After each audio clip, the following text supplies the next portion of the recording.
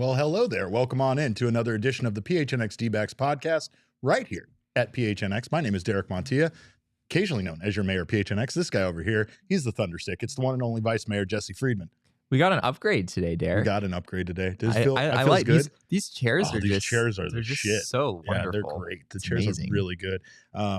And of course, along with us is our friends from the DraftKings Sportsbook app who proudly sponsor this show. Thank you to them. Make sure that you download the DraftKings Sportsbook app, America's top-rated sportsbook app. Of course, it's NFL season. That all is the wild card weekend was so much fun to watch, but baseball season is right around the corner. So we know we're going to be jumping on there to make some bets. But a lot of MLB players are betting on themselves or deciding whether to bet on themselves because it is arbitration season. And you know, we love arbitration season in the MLB around here. There is nothing better than getting to argue before your bosses your own worth, your own value, because they don't think you're worth as much as you think you're worth. So the Diamondbacks were able to avoid arbitration with almost all of their arbitration eligible players. Zach Gallen, Carson Kelly, Kyle Lewis, Cole Sulser, and Christian Walker all reach a deal with the team avoiding arbitration. Any surprises there as to who avoided arbitration, Jesse? Not really. I mean, I guess the norm is sort of that teams do agree with their players and are able to avoid arbitration. So nothing too crazy, but it's also not that uncommon for, players and teams to not see eye to eye. And we have this tremendously awkward process that we've talked about a lot called arbitration. It's so in great. which it's like having your boss explain to you why you're not good enough to make the amount of money that you want, and you're trying to advocate for yourself and say, no, I am good enough to make that amount of money. Not an ideal situation. Something that really should change in baseball at some point, but that has not happened yet. So See, here we he are. says it should change in baseball. Meanwhile, I'm of the mindset that it should just be the norm everywhere, in every walk of life. Everybody should have their Jack Donaghy from 30 Rock moment where you go in to negotiate what you think you're worth, and he starts out by putting a $1 bill on the table and going from there. That's how every negotiation session should start with your bosses. But it still remains to be seen what exactly is going to happen with the only member of the Arizona Diamondbacks that did not agree to a deal to avoid arbitration, and that would be Josh Rojas, which, as we can say, might still avoid arbitration. It's not like that's not a possibility, but it looks like there's a chance that the Diamondbacks may go to arbitration with Rojas, and all I have to say is good luck with that. Good luck with that.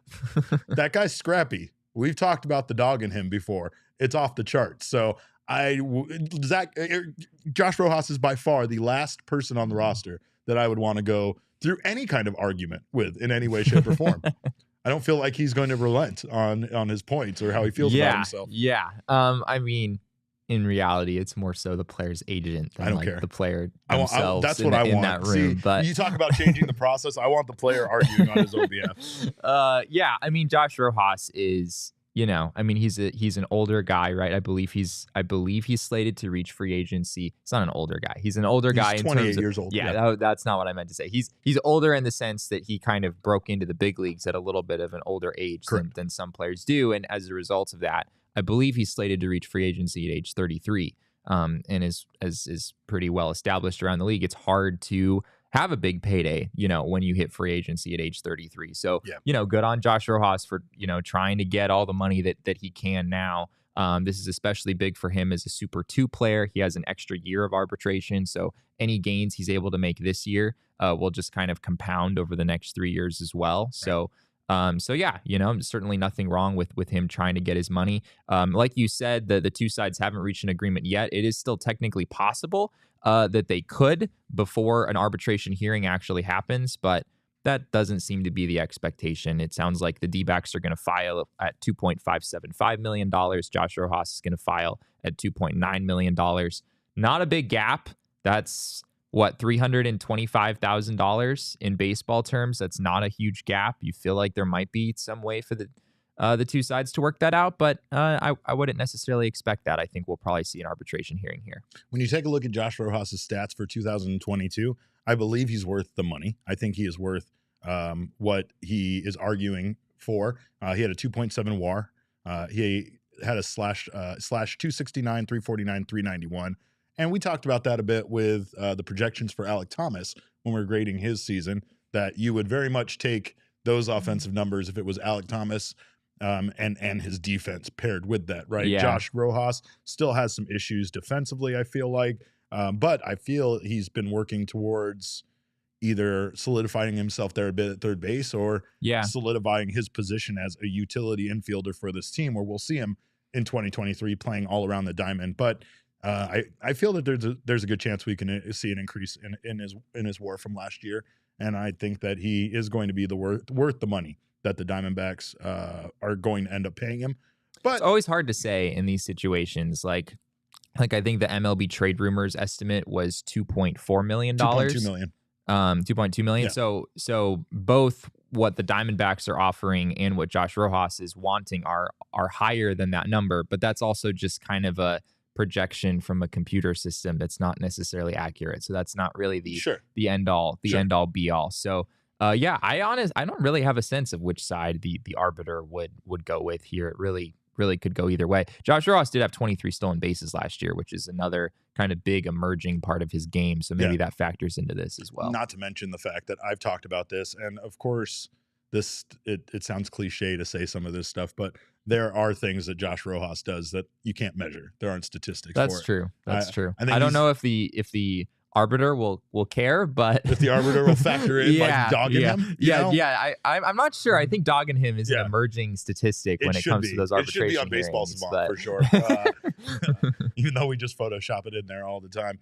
What I will say though is that there is something to be said, and maybe even something to be argued on Rojas's behalf about how he kind of does get this team fired up at times. He does a good job at, like I said, the immeasurable things that on the field can help this team win.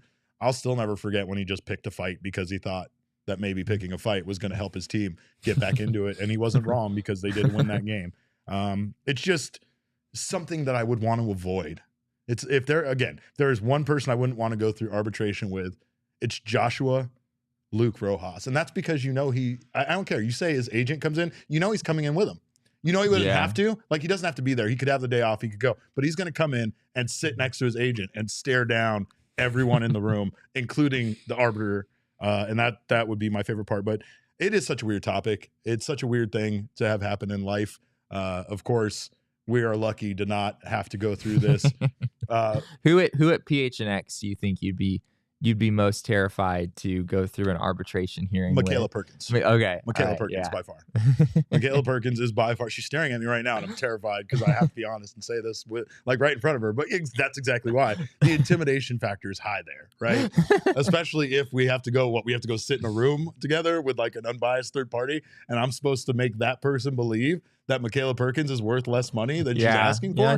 Bullshit. She's pretty marketable. Yeah, that's a losing fight right there. Without her social media powers, we would all be very lost around here. God. So it's what are you talking about? You guys wouldn't even know this show is on right now without Michaela. That's fair. I will say though that we don't want to necessarily arbitrate people, but Jesse and I have been talking about going through the arbitration process with items. So we're going to be bringing you a new segment this week called Arbitration Conversations, where me and this guy, we're going to talk about the value of an item like this can of Arizona iced tea right here that clearly states it's a great buy at 99 cents right on the label. Now, we talked about this before the show, that this can of Arizona iced tea, it's giving up its worth on the label. It's going to have a hard time arguing for the over. How much did you pay for this can of Arizona iced tea? I paid at Bosa $1.59 for this can. $1.59. That is clearly marked that it costs 99 cents. So again, there is something to be said about having to try to argue against something's value or that it's worth more, especially when it clearly marks it on the goddamn can. Well, and it's sad. Like what's weird about arbitration is that it's a person. Like you're like arguing about the value of an individual, right? You're trying to like quantify the value of an individual. In this case, it's just a can. The can doesn't have any feelings. It feels like later we arbitrate the value of my dog. I don't know.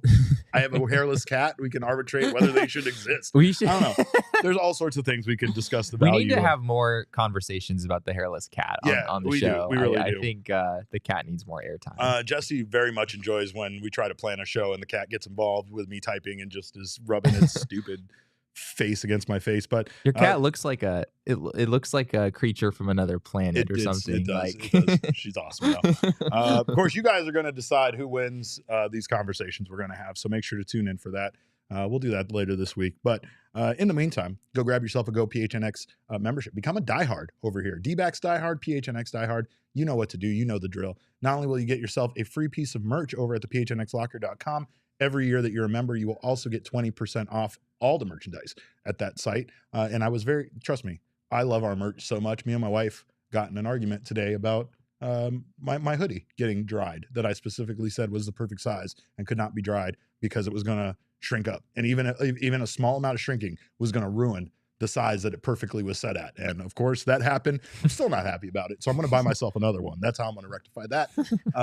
Of course. And I get that 20% off discount. You should too. Not only do you get 20% off that, you get 20% off our wonderful events like our PHNX Tee Party that Jesse and I had a blast at last Friday. Thank you to all of you guys that came out. We enjoyed very much watching Jesse Friedman lose on the ping pong table. For those of you that weren't present, it was some of the most exciting ping pong matches I've ever seen. I won't lie. I think I didn't embarrass myself. Okay. He didn't embarrass himself. It was very highly competitive matches. They all went to 3 games. They all came down to ridiculous scores. Yeah. Max, Danielle, and Jesse all deserve credit for putting on quite the show. They kind of stole some of the thunder from the Suns game that we were there to watch, but that's okay. That Suns game did not have much thunder. Yeah, it really didn't. But thank you again, all of you guys that showed up. And that's kind of wonderful stuff we're doing. So make sure to do that because as a diehard, you might get invited to diehard only events. As well as access to our diehard only Discord, which is the best place to be an Arizona sports fan. So join us over there. And a big thanks to our friends from Four Peaks Brewing Company for their support, for sponsoring that. They were out there providing beer samples, which I very much took advantage of. And you can check out their beer wherever you get your beer or at their 8th Street Pub, where we'll be doing our final Fridays every month once again. So join us this final Wednesday of the month.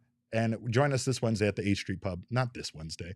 I'm all over the place with this, but the final Wednesday of the month, the final Wednesday of every month, where we will be broadcasting all of our shows live from the 8th Street Pub and enjoying, of course, their chicken tenders and their wonderful beers to be had.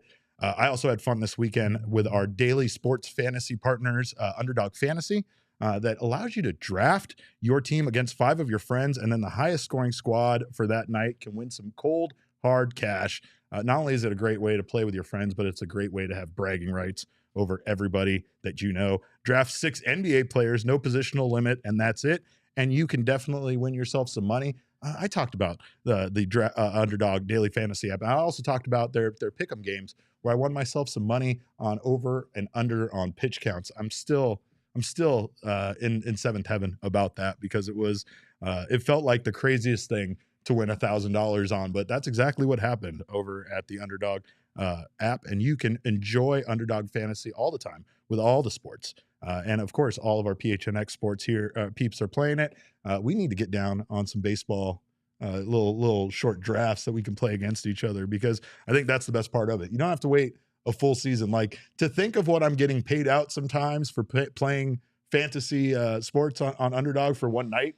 It's kind of wild that I used to wait an entire football season to get that kind of money from my friends. But of course, what are you waiting for, Derek? I'm not waiting for anything. Oh, well, no, what are you waiting for is you have to wait for the full season to play out when you play fantasy with your friends. It's like these jokers around here in their fantasy football. All they were worried about was the punishment of eating at the Waffle House. Who is the recipient of that punishment? Did we decide? I believe it should be Bo Brack. I believe Bob Brack got that punishment, but you just call him Bob Rack. Bob Rack. But like, I'll attest to, I was at the Waffle House this weekend. That is no punishment, sir. Send me to the Waffle House. I will happily hang out with there. But thank you guys again. Make sure to check out our friends at UnderdogFantasy.com. Download the app, sign up with our promo code of PHNX, and Underdog will match your first deposit up to $100. Of course, we have so much to talk about. Baseball is very exciting during this time of the year, even though it hasn't started yet. We're right around the corner from pitchers and catchers reporting. I think less than a month, less than 30 days away. So until then, we have very much to talk about as the Diamondbacks still have some moves to make. Hopefully, some bullets left in their gun, and we have this entire spring training season to go through. But of course, today is Monday, and we know every week on this show is Shark Week. Every day on this show is Earth Day. But every Monday, we go to the mailbag. Let's go to the mailbag. Let's go. You guys go watch the mailbag. Always something interesting in my mailbag. This is what we do. Get to everything in my mailbag. And then once in a while, there's a letter that makes me go wow. By the way, I got to watch Megaran wrestle this weekend. It did not end well for him. And of course, make sure to check out my tweet where I compared when he gets knocked down to looking like Peter Griffin from Family Guy. Very funny. But, we got our first Mailbag Monday question. Let's go. What do we got? Comes from our friend Gabriel, who was present, of course. He was present at Jesse's. I don't know, demolishing. I did have some success against Gabriel. He did. And Gabriel asked, "Where does this team need to be next year for Torrey to get an extension? Will the results even matter?" That's a great question, and especially the second part of that question. Will the results even matter? I think that the results will matter. And I think that they'll, again, how this team starts out and how the first half of this season goes will probably determine a bit what the team's, next course of action with Torrey is. Yeah, I think it does matter. I mean, if it didn't matter, then the D-backs would have given him more than just, picking up his club option for 2023, right? Yeah. They would have already given him an extension. So, it's a really good question. I don't know exactly if there's a number, if there's a win total or something the D-backs have in mind. Most likely there's not. I feel like if the Diamondbacks finish below 500 in 2023, there would at least be some questions. I would think this is more speculation than anything else. It's just kind of my personal sense of the situation. If the D-backs are over 500, but they don't make the playoffs, that still feels like kind of a good stepping stone to where they ultimately want to go. I have a hard time seeing the D-backs moving on from Torrey Lovullo if that happened. So I do think the results matter, but I don't think the D-backs, need to win a wild card spot necessarily for Torrey to stick around. I agree with Jesse on that. I think that the idea there is that they would need to see this team continue to progress and get better, no matter what that result is, even if it's falling short of 500, but a game or two, as long as it's a better result than last year, I think that they would be pretty pleased with it. Yeah, I think Torrey himself might be looking for a change should this season not go well for him either. So I don't think it's just necessarily the franchise looking at Torrey. I think Torrey is the kind of guy that has the kind of attitude that if I'm not doing a good enough job, I should be replaced. And I think that he would understand for sure. Would very much. I don't think Torrey is looking to go elsewhere or something. I don't think so. Things don't work out here, but I also think he would understand. I think a change of scenery might be something that he would also think is needed for himself at that point. You know what I mean? He is the longest tenured manager in Diamondbacks history as it is. And he's the winningest, right? I believe he is also the winningest. Obviously, there's something to be said about regular season. Regular season, of course, right? Yeah. There's something to be said there about his tenure and how the Diamondbacks have done under him. I think he experienced a lot of success early on, which still, obviously, we kind of hang on to. And we've kind of been waiting for the team to kind of get back to that level that we saw when he was a brand new manager. It felt like at the time he was the exact kind of person they needed. I don't know if that's changed. I just think that, to be honest, after a while, there's some things you could question about Torrey's managerial style. But for the most part, I feel like he was never really given the, roster to compete in a very difficult division. So I don't know if you just, even if the results aren't there this year for a wild card spot or even a winning record, I'm not sure if necessarily that's enough for him to not stick around. But I think some sort of improvement is the least that they're looking for to extend him. Yeah. If the D-backs come back next year and, are basically the same or, maybe only a game or two improved, I think that would be a tough situation. I really don't know what the D-backs would do at that point. We probably do have to address what Gabriel and Mark said in the comments here. Does the fact that Torrey Lovullo was just ranked the third most handsome manager in baseball, does that factor in here, Derek? Yeah, absolutely. Okay. It definitely increases his value. It's the same reason why we didn't want Zach Gallen winning the Cy Young Award. As much as he deserves the kudos, as much as he deserves the acknowledgement, it's really going to impact our ability to re-sign him the more awards he wins. Being the third sexiest manager in baseball, I mean, that's only got to send his value skyrocketing through the roof. But of course, I think the one thing here is that Torrey just really has established himself with the young guys, and I would hate to see them pivot now at this point when so many of the players seem to buy in to Yeah. Eduardo Escobar's theory of I would die for Torey Lovullo, which you don't really get every a day. lot from of Major League Baseball D-backs players seem to really like Torey Lovullo. I don't think there's any doubting that. And if the organization does move on from him at some point, whenever that does happen, it's probably not going to be because D-backs players want that. That's very like true. he's always going to be the kind of guy that appeals to the players. But yeah, I do think there's an expectation for him going into 2023. I will say this, that if the Diamondbacks have a disastrous start, which very well could be a possibility with how April is stacked, and things don't get better following that in May, the Diamondbacks have the coaching roster that they could replace him mid-season if things really don't go his way. So that's another part of this. You never know how maybe, going to Jeff Bannister or somebody that's currently, part of their coaching staff as an interim manager might feel kickstarts a team that has a slow start in 23, but hopefully we don't see that. What else we got? All right. TR Christmas, T Krogs on Twitter asks thoughts on the international signings for the D-backs. Yes. Happy International Signings Day yesterday, everybody. By the way, we weren't around for that, but the Diamondbacks did agree to some international signings. Jesse and I kind of took a look. I know the first one was Gian Zapata from the Dominican Republic.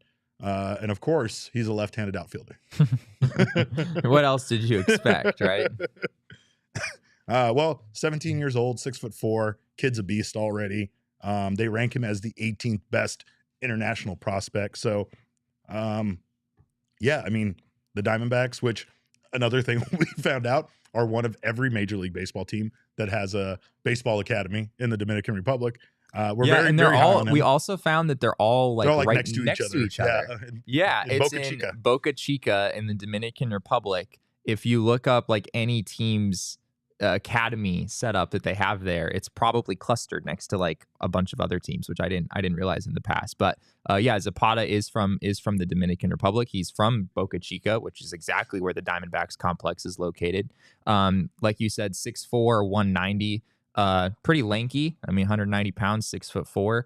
He's a pretty lanky kid. But there's some optimism that he could stay in center field. So there you go. There's your left-handed hitting center fielder that the Diamondbacks seem to really enjoy getting in these sorts of situations. But also, I wouldn't be too concerned about that moving forward, given that you're not going to see Zapata in the big leagues anytime soon. He's 17 years old. It's going to take a number of years before he could possibly break into the big leagues. But one of the higher ranked guys on the list. I also wouldn't be too, like you mentioned, he's number 18 on MLB Pipeline's list. He's also number 18 with Baseball America. I wouldn't put too much stock in those rankings. Like, why didn't the D-backs get the number 10 ranked guy or something? It's especially a shot in the dark. Like prospect rankings are always a shot in the dark, but when you're talking about 16 and 17-year-olds, nobody really knows. If you look on MLB Pipeline, their overall grades for every player on their top 50 is either a 50 or a 55 on the 20 to 80 scale. So you kind of get the idea that these players are sort of clustered closely together, and there might not necessarily be a huge difference between like the guy ranked 18 and the guy ranked number 5 or something like that. Or the guy ranked 18th might very well be the best guy in the draft in the rankings, and you have no idea. And then there's like Gabriel Moreno, who signed for $25,000 back in the day, and I'm sure would not have appeared on one of these lists, and is now one of the best young talents the Diamondbacks have. So that's just sort of how these things go. Fucking Gabriel, Mark, and Charles have all turned our chat just into a lunch discussion, like as if we're not starving over here, sitting here doing this show at 1 o'clock. Gabriel also asked something about why we didn't draft. Why didn't we sign Marlboro Jesus? I am also furious about that. By the way, Jesse, he got that name for 15,000 points in the Marlboro catalog. I have no idea what you're talking. Like, I have no point of reference. Back in my day, they made you eat and drink and smoke things that you shouldn't do by giving you points to get merch like shirts and awesome names like that. So wow, yeah, that's pretty much where that came from. I wish we would have. He went to the Seattle Mariners, first baseman. Another incredible prospect player. But again, we don't know. We don't know anything about these guys. What we do know is that guy has the best name by far. Gian Zapata. No, Marlboro Jesus, Jesse. Okay. Come on. I think Gian Zapata is a pretty good baseball name. It is a pretty good baseball name, but they also got a couple of other guys. Jeremy Rodriguez, who's a shortstop. And Anderson Cardenas, who's a right-handed pitcher. Cardenas, I think that's how you say it. According to the D-backs transaction log, I count 22 total players in total. So there's a lot of guys here that if you search their name, you're just not going to find much. There's just the volume of players is way too high for there to be like scouting reports and information available on everyone. We'll try to gather as much information as we can, but most of it is based on their size and how lanky they are, basically. Pretty much. Lankiness. Pretty much. But you're also talking about 17-year-old kids, so it's very hard to determine the future of these kids. And if you can, then tell me what the lottery numbers are for tonight. Right, exactly. You obviously are a witch. And Michael made a good point in the comments too. The international market is pretty shady in terms of how business is being done. And that is very true. And honestly, everyone acknowledges that at this point. It's kind of bizarre that we don't have an international draft system in place. That's what the two sides were trying to work toward in these last CBA negotiations. It didn't wind up happening. But I do think that's something that will happen eventually and probably needs to happen. There's not much about this process that is healthy from anyone's standpoint. A lot of these deals that you're seeing announced, technically what's bizarre is that the signing period starts on January 15th and goes until December 15th. So we are basically on day 2 of like an entire year. Yeah. But all of these moves come out pretty much right away because these players have had handshake agreements with these teams for potentially since they were like 12 years old. Maybe not 12 years old, but a very long time. And teams are kind of incentivized to do that sort of thing because there's it's kind of a free for all. You just sign whomever you can get to agree, right. Like it's not a draft. You do have a capped amount of money that you can spend, but yeah, it's kind of a free for all system, and it encourages teams to pursue players when they're 14 years old, which is it encourages them to try to develop that loyalty. You know what I mean? And that's the reason why when we talk about those academies being in the Dominican Republic, why every team has an academy in the Dominican Republic, it is for that purpose. Right. It is to establish those relationships at a young age. Because to be honest, the teams that have a big following internationally do have a leg up on the rest of the teams. The Yankees, the Dodgers, teams that these guys know because, their parents root for them, or they have family or whatever, or just because of the reach that some of these teams that have so much money have. It really does give them the ability to at least have international signings be familiar with them before they come over. And we were all kids once. We all had a team we rooted for, and we all wanted to be a part of that organization. So that's very much a factor, as much as, like Jesse said, as much as we don't really want to acknowledge it at times. Yeah. It's very much a factor. Could you imagine having like big league scouts showing up at your games when you're like 13 years old? Could not. And not just showing up, but like they're trying to develop a relationship with you. It's just wild the way that this process works currently. And I hope Major League Baseball and the Players Association come to an agreement at some point so that we don't have to do it this way anymore. I've talked about this, but Richard Jefferson and I grew up very close together. And he went Richard Jefferson? Yeah, he went to a different high school than I did. The NBA guy? The NBA. He went to Moon Valley. I went to Greenway. Okay. Our schools were rival schools, right? Okay. And so, yeah, he would be the only guy I remember that when we would show up to certain games, there were I mean, suits. It's not. There were people in suits there. It's not that I don't want to say, it's in, nobody in any sport ever scouts high school kids. Right. No, that's a normal thing, but not to the degree that what's happeing here. This is a completely different showing level. up to little league practices and stuff. It's ridiculous. I've read articles of where scouts are just talking about how ridiculous it is that they're showing up to an event with a bunch of 11-year-olds trying to figure out who's going to be the next, great big league corner outfielder. It's like, what are you doing? That's just a ridiculous assignment, but it's just kind of what they have to do. And if they don't do it, then, they won't be doing their job. And that's what the job entails right now. Gabriel Ferreira, yes, I've heard of this documentary. Says there's a documentary called Pelotero that goes over the international signings. It's very good. Definitely check that out for sure.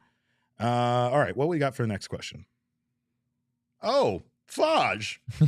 Faj says, guesses when my child will be born. Well, to give you a little background on this, Jacob is having a baby any day, any minute, any second now. We don't know when. the baby was supposed to be due by now. Very stubborn baby. I think the baby is not due yet, actually. I think the baby is due about a week from now, if I'm not mistaken. But they're trying it was to just expedite expected to come early. Appeared to be ahead of schedule, but maybe not as ahead of schedule. There's some dilation there. There's all of that already. Jacob, very impatient. He is ready. He's ready to meet his daughter. I tried to warn him as a father, as a girl dad, father of a daughter, that they're always going to take their time. So this is just the beginning. I do have an answer to this question that I feel really good about. So he's as confident as he is in his ping pong skills. Go ahead. Yeah. Oh, potentially even more confident. So if you guys have been listening to the show for a while, you may remember last year we made predictions about when the MLB lockout would end. Correct. And I'm realizing I was incorrect, right, for the lockout, but I'm realizing that my prediction for the lockout was actually the prediction for his baby. My prediction for Jacob's baby, which did not yet exist at that point. But I'm convinced that's what happened. What was that date? So January 31st. Oh, that's was the date, away. Which I feel terrible. I feel Jesse. Terrible. I don't think we could tell Jacob that my answer, but that's awful. Should I go with Valentine's Day like I did last year? Yeah. All right, maybe not. I'm going to say that Jacob's child will be born on Wednesday. This week. The 18th. Wednesday, January 18th. this week. Chris Melton asked if she's allowed to play. Is she allowed to play? I don't know. She's kind of a ringer in this field. Yeah, that's fair. She is a doula. Chris, you are allowed to play, so we would love to hear your answers. And I'm sure Jacob would love to hear everybody's answers. Mostly the answers that have the baby coming in about 14 hours or beyond, because apparently today is his 2-year wedding anniversary, which very happy anniversary to you and yours, Jacob. And also he does not want the baby's birth date to be on the same day as his wedding anniversary. Yeah, that's unfortunate. That's unfortunate. Yeah. So not today, but any day after today. Yeah, Michael says, as long as Chris isn't the doula helping with the birth. Yes, that's definitely, that disqualifies her altogether. We'll get those answers over to Jacob. What else we got for another question? Michael, speaking of Michael, asks in the chat, what starting pitcher in the free agent market should the D-backs talk to, and why is it Zach Greinke? It is not Zach Greinke. What are you doing, Michael?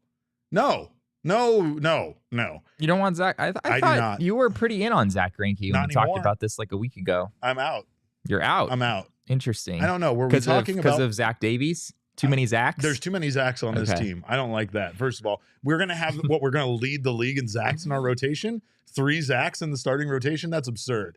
And are they all going to spell their names different ways? And you have to remember that for your articles? Come on. Oh, wow. You're right. Yes. They do all spell their name different ways. That's absurd. Which one is the best one? What's the best way to spell the name Zach? I'm going to have to go based on Zach Morris, who's a piece of trash, by the way. But Zach Morris spelling of Z-A-C-K. Z-A-C-K is the proper way. That's how I've always felt too. Yeah. Z-A-C-H is actually Zach. Get the fuck out of here with that shit. Yeah. Get out of here with that. Sorry. You and the guys that spell their name Derek with 2 R's, an I, and a C, you guys can all fucking hit the road. That one is also frustrating. Yeah, Zach. D-E-R-R-I-C-K. Yeah, I'm not.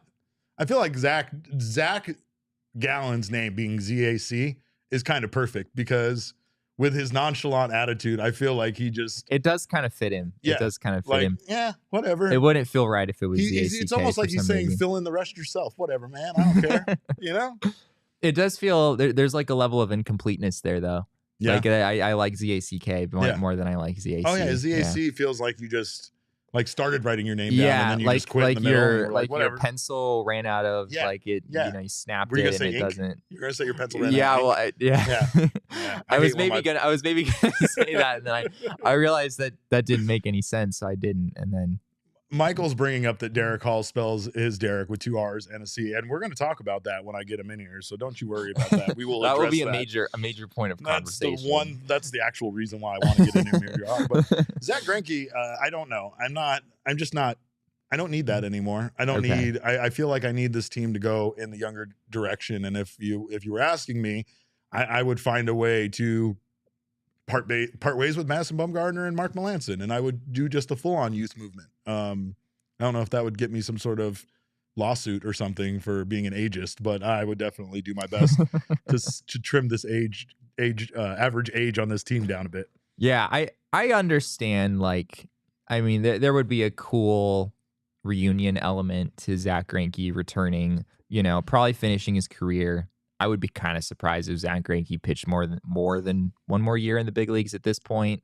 But does he have a place here for that to be like special? I mean, in the sense of no, Arizona was not like the marquee destination of his career. Right. Like that. Yeah. It would have to be the Royals or the Dodgers. Yeah. The Royals or the Dodgers for sure. But I still think I'm more talking about D-backs fans' perspective. I think a lot of D-backs fans would enjoy seeing Zach Greinke and just everything. He was still a really good pitcher when the Diamondbacks moved him. And obviously he's not that guy anymore. I'm a little concerned about some of the peripherals with him. He had 73 strikeouts and 137 innings last year, which is I don't know, that's like a pitcher in the 1970s, that you'd see those kind of numbers pretty frequently, but not now. 4.8 Ks per nine does not really fly in this day and age much, unless you're Zach Greinke, apparently, in which case you could still, put up a 3.68 ERA in 26 starts. So he probably still has something left to offer. But from a roster construction standpoint, I feel like the D-backs, as you talked about earlier, just don't really need that anymore. Now that you have Zach Davies in the fold, you don't want to block all your young pitchers. So I don't think it makes sense from that perspective. Agreed. Chat, of course, someone's asking me if I'm about to throw hands. Kyle says, Derek, about to throw hands over spelling. Yes, maybe. Just a little bit. Just maybe specifically about the spelling of Derek. I don't care about the spelling of Zach. But we thank you guys for being here. Of course, if you are not already signed up to the PHNX Sports YouTube channel, make sure to subscribe. Sign up for notifications. That way you don't miss when we go live or anybody else on the network goes live. Also, if you're listening to us on your favorite audio podcasting app, please subscribe to us there if you haven't done so already and leave us a review. We thank you for it. Even if you're watching the show, subscribe to us on the audio podcast app of your choosing. We appreciate that, and we appreciate the downloads.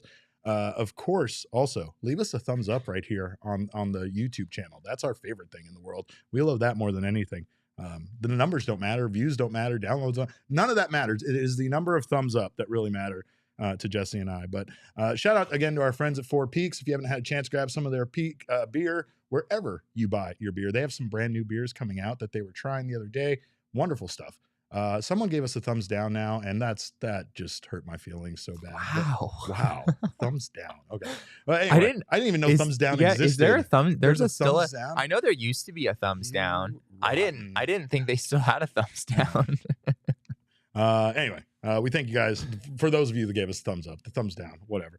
Of course, Jesse is moving into his new house. We got to get him some furniture soon. We got to stock his beer, his fridge with beers. Grab yourself some Four Peaks Brewing Company beer wherever you get your beers. Must be 21 or over to enjoy those and enjoy responsibly. And also suggest to Jesse what he should get for furniture at his new place, because he doesn't even know where to start.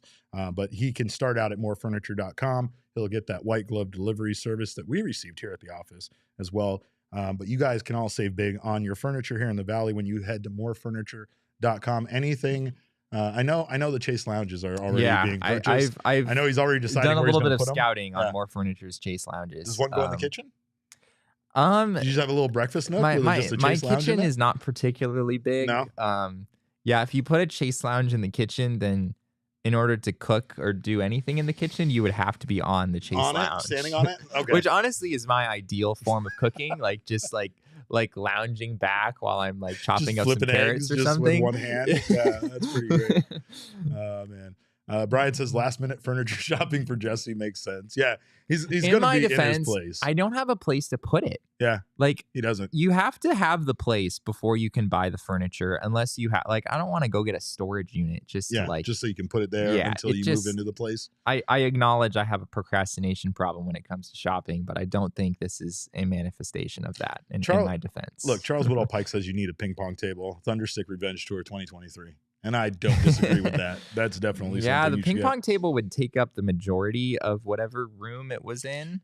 Aren't you making the master bedroom into your office? I am. That sounds like a perfect place for the ping pong table to go, where a bed should go. Honestly, that's a pretty good idea. Yeah, see? That's a pretty good idea. We got it figured out, folks. We got it figured out. But one thing that, of course, it's Mailbag Monday. And we have more Mailbag Monday questions to get to. And of course, things are going to get ridiculous around here. What else we got? Actually, this is one of the less ridiculous questions. It's not from It's not from Don's bread, so of course it's not nonsense. Outside of Corbin Carroll, who is the one D-back you think overachieves this season? And that comes from our friend at Rhino Twitch on Twitter. Jesse, it's kind of hard because I think we have certain expectations. I feel like based on what he did last season, Ketel Marte is that guy. Yeah. I think he's going to have a bounce back year, and I think people are going to be surprised versus really it being more about him getting back to where he was and having a down season last year. Yeah.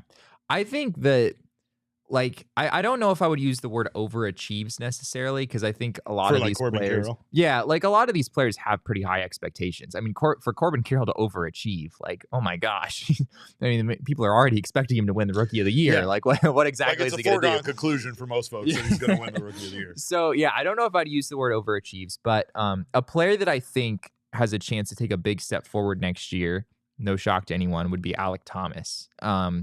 I think it'd be huge for the team if that happened. I think Alek Thomas is the kind of guy that you bet on. I mean, right? He was 22 years old this last year. He was pretty solid offensively for 3 months, played a Gold Glove caliber defense in center field, and the wheels just came off the last couple months of the season, and he just really struggled offensively. There's still some adjustments to be made here. I think I've heard that, there are some big swing adjustments that he might be working on through the offseason. We'll see kind of what that looked like once we see him in spring training. But yeah, I think there's room here for Alek Thomas to take a big step forward. And I think in turn, like using the word overachieve, I don't know if people have as high expectations for Alek Thomas as they do for a lot of the other young guys, just given that he did kind of struggle last year. You might not feel as bullish about what he could bring to the table, but he's the kind of guy, just given his track record in the minor leagues and how he basically hit at every level. When he hit a roadblock, he figured it out. He's so young still. He's the kind of guy that I think you can bet on. The one thing I do notice with our young players is that I think that we have that, you move on to the new toy thing very quickly. That is so true. Right? Yeah. Because Dalton Varsho, for my time when I was, doing this podcast elsewhere, he was the guy for a while there that we coveted and couldn't wait to see. And then he came Dalton Varsho, when he came up, it was like, this might be the best position player prospect the D-backs have had debut since Justin Upton. Right. And he's obviously been probably supplanted in that sense with Corbin Carroll coming up and maybe even Alek Thomas. But yeah, it was a big deal when Dalton Varsho first came up. And the thing there with Dalton Varsho was it wasn't a success, right? So it seemed like we moved very, very quickly on, well, he doesn't seem like he's going to work out at catcher.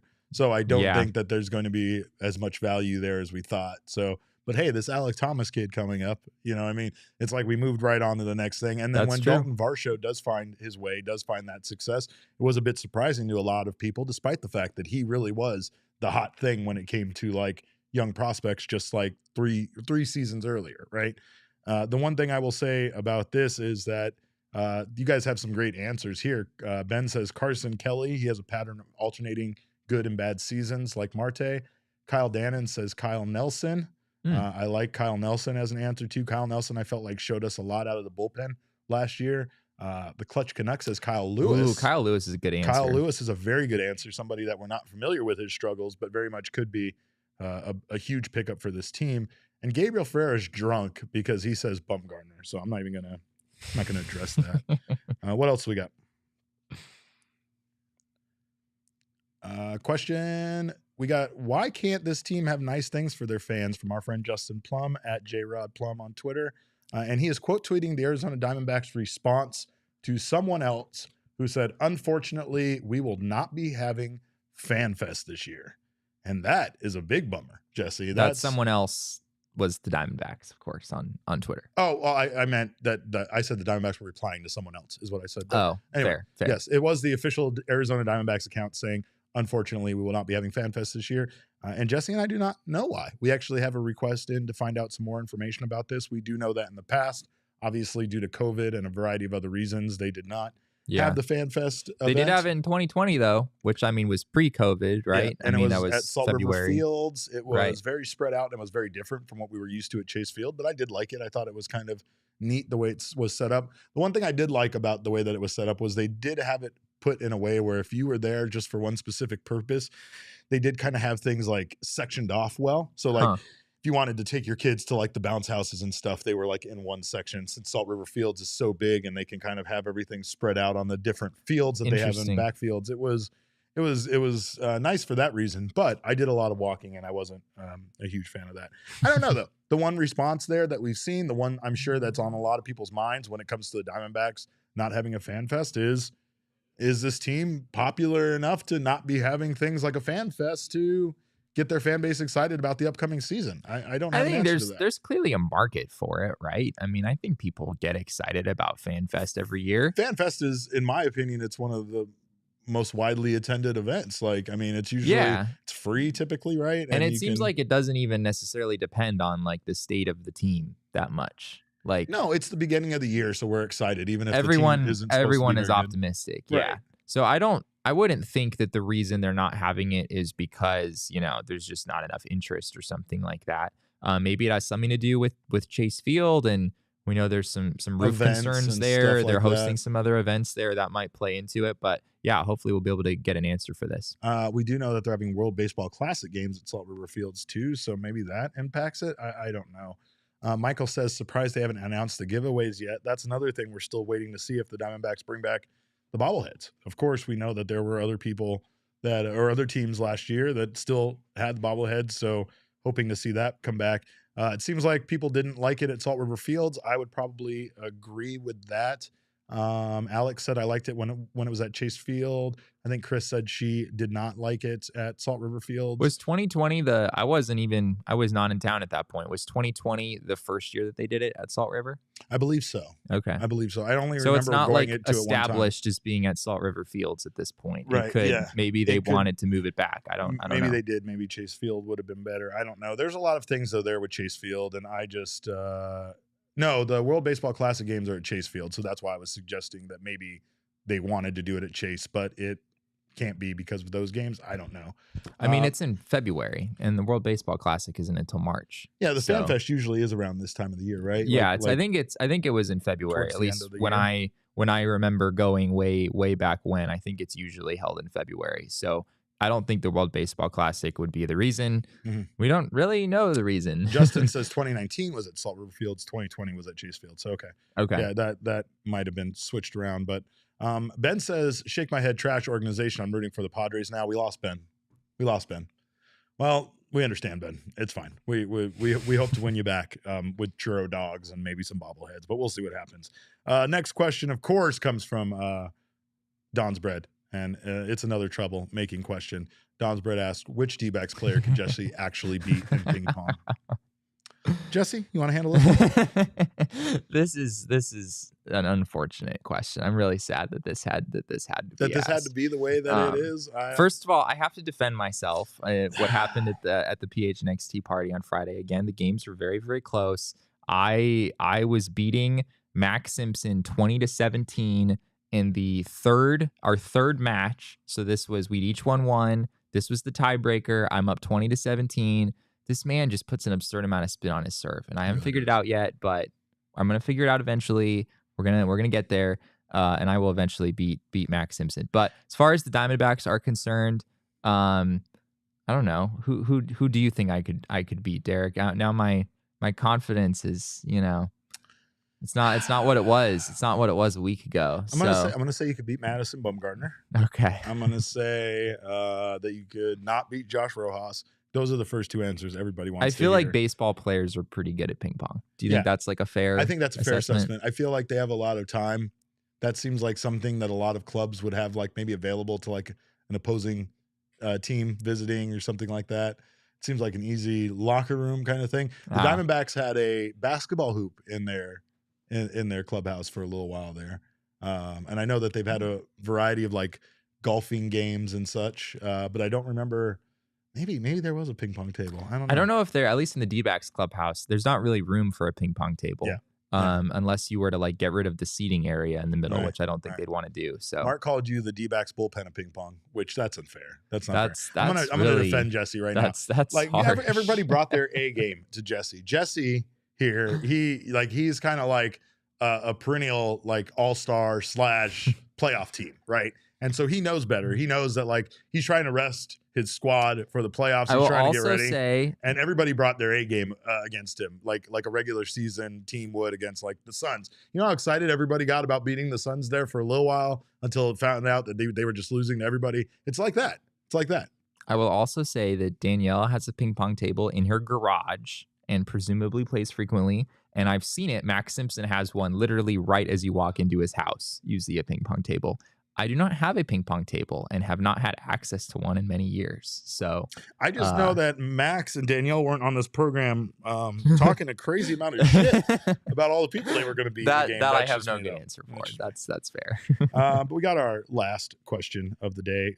And of course, it comes from our friend who is stuck in Colorado. And he wants the Fox at the Adam027 on Twitter. And he asks, who will join me at Coors Field when the D-backs visit my new state the last weekend of April? I think we should take a trip out there to help this man. I really do. I feel like we should be there to comfort him and to sit with him, help him get through this because we'll take him to the DNVR bar. Yeah. Oh, he's going to hate that. I don't. That's fair. That's fair. That's probably all the Colorado sports stuff all over the place. I mean, Coors Field is, in my book, one of the nicest stadiums in baseball. I don't think that's really controversial. It might be the nicest one that I've been to, honestly. Wow. I don't know. It's in the middle of summer. Like, it is a beautiful place to see a baseball game. So I am always down for a trip to Coors Field. And hopefully we do get out there at some point this season. We do, of course, have our friends over at DNVR close by. So that is one of our top destinations. So hopefully we make it out there at some point. Kyle wants to know if anyone wants to join them on opening day at Dodger Stadium. I'll be there with you. Let's go, Kyle. And then we can go WrestleMania together later. Michael says, do a joint PHNX DNVR pod? Maybe. I don't know. That Patrick Lyons, he's a troublemaker. way worse than Don's bread. So I don't know about that, but we'll see. I don't think Patrick Lyons would let us escape Denver without doing a show with him. Right. So I think that is likely to happen. Yeah. But anyway, Chris says, don't let Mac go. She will wear the wrong jersey. Confirmed. We can confirm that 100%. And I'd bet money on that she would wear a Colorado Rockies jersey. I can't bet on the DraftKings Sportsbook app on that, but I would if they could take that and let me do that. But what you can bet on the DraftKings Sportsbook app, of course, is the NFL playoffs, which have been fairly exciting, right? We had a guy bet $1 million. I did hear about that. Yeah. $1.4 million, in fact. Possibly the stupidest bet in human history. Okay, so here's the thing. You could say that, yes, because the return was very low, right?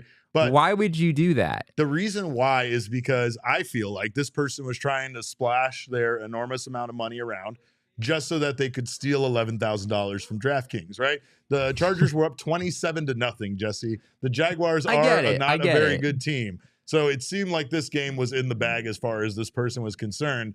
So the odds aren't very good at that point. The odds are terrible. The value's terrible. But if I have $1.4 million, there's so much better stuff to maybe risk it on than that. Yeah. You know what I mean? Yeah. Like, I mean, if it's like a very small portion of what you have, then maybe you don't care. I don't know what this person's financial situation was. But obviously it's very good.